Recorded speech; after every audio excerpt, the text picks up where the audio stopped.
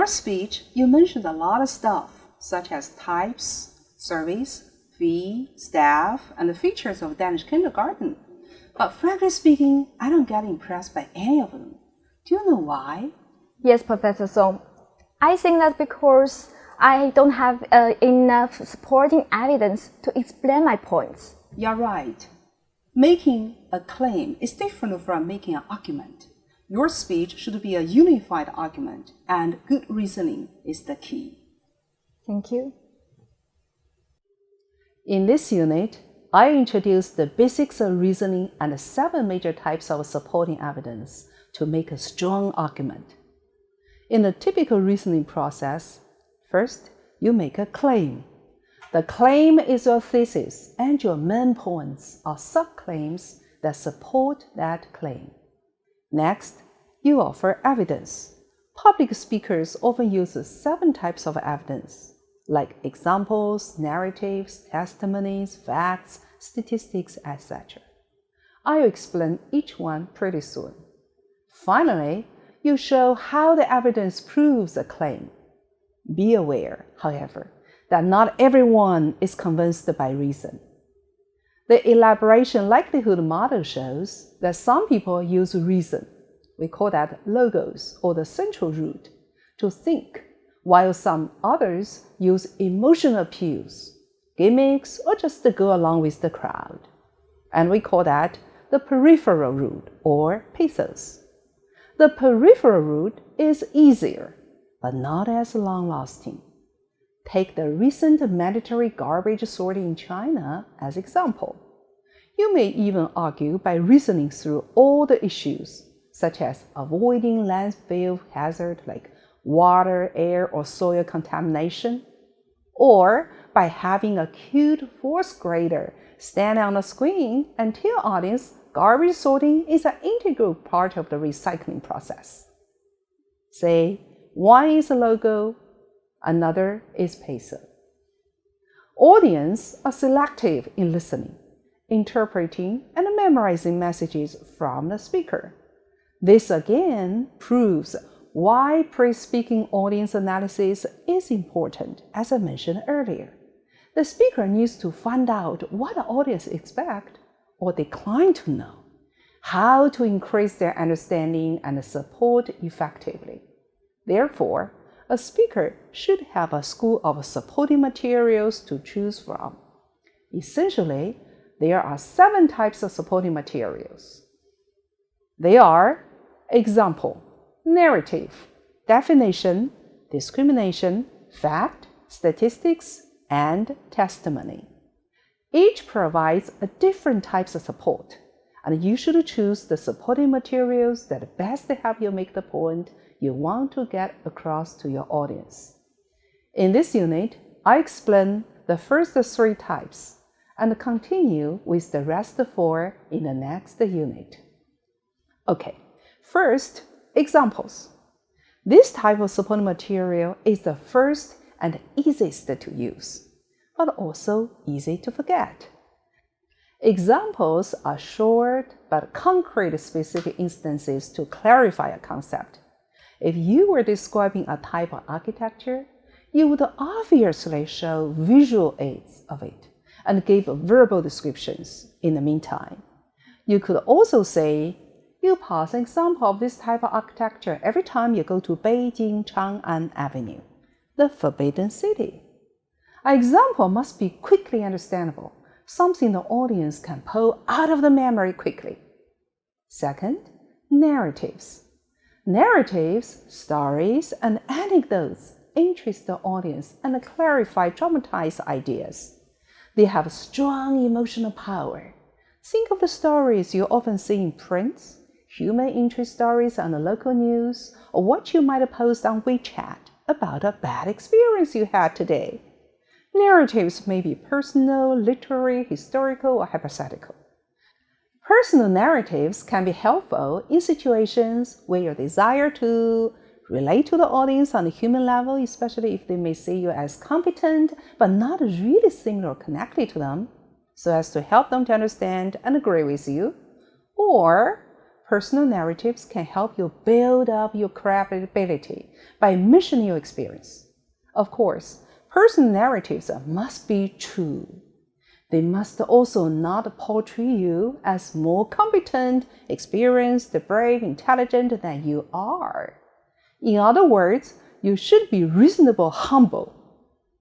An example of a literary narrative might be an appropriate cultural tale. Keep in mind that because of their power, stories tend to be remembered more than other parts of the fact. So, don't let a story overshadow your content. Scenes from films would be another example of a literary narrative. But as with examples, you must consider if the audience have seen the film. Literary narratives are mostly told in the form of cultural tales. The legendary figures and their doings in the text may be real or fictional. Speakers mention them mainly to emphasize a value, inspire the audience, or draw lessons from. There are some examples. Do you know?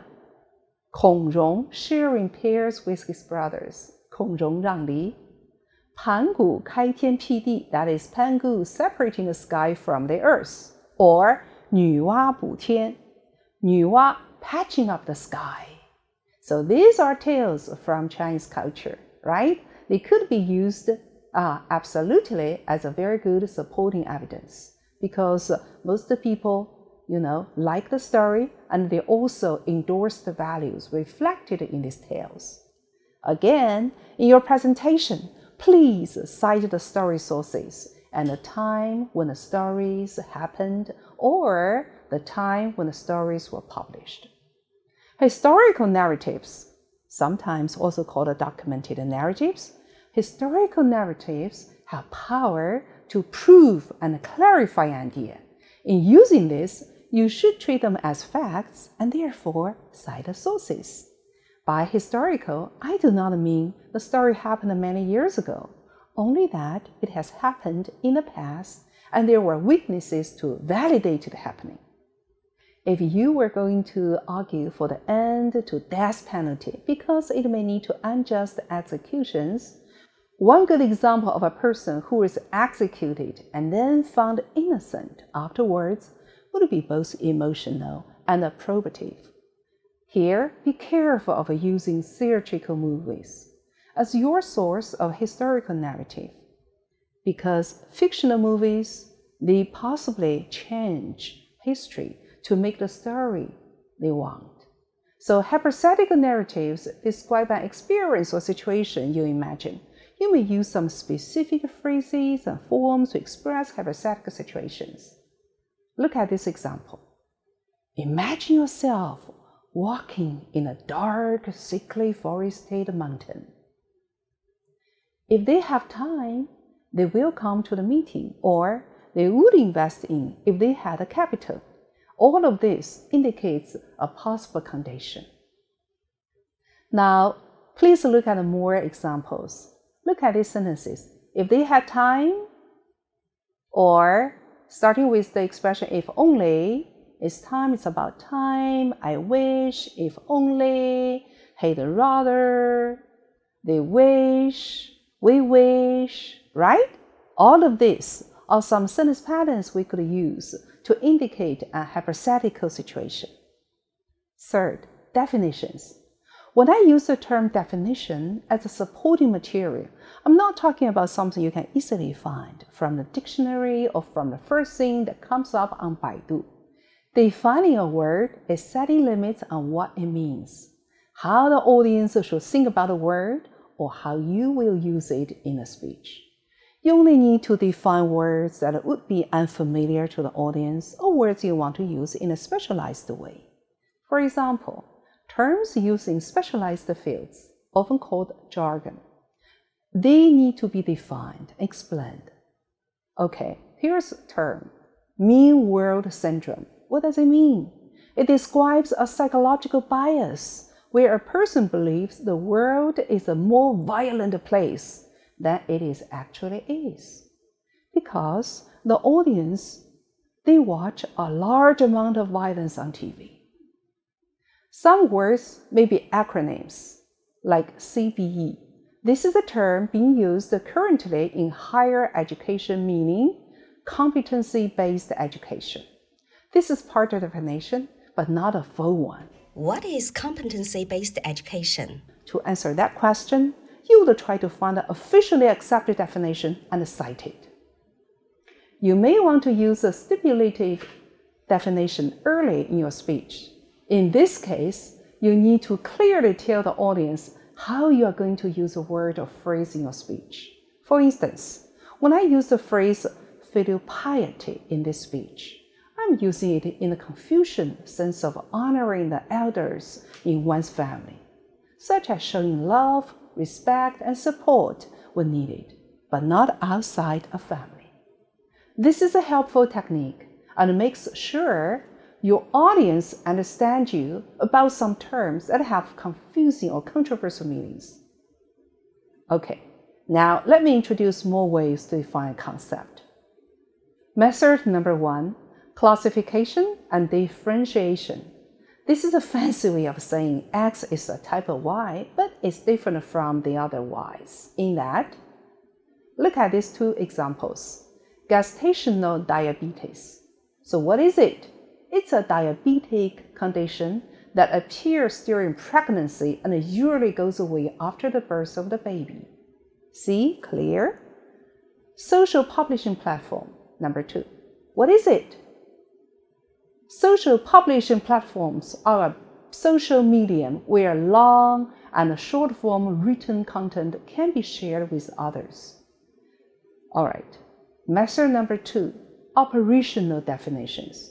Operational definitions give examples of an action idea to define it. If I were to define quid pro quo sexual harassment, operationally, I might use a hypothetical narrative of a female employee who's pressured by her supervisor to date him and told she must go out with him socially to get a promotion. Operational definitions draw a picture and answer the question, what does this look like in real life? Rather than using synonyms to define.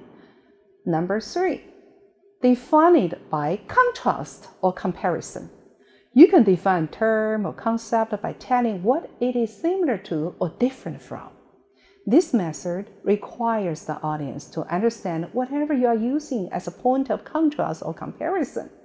When you are pointing how a concept is distinct from, for example, pop culture is defined as different from high culture, in that traditionally popular culture has been associated with people of less wealth or education.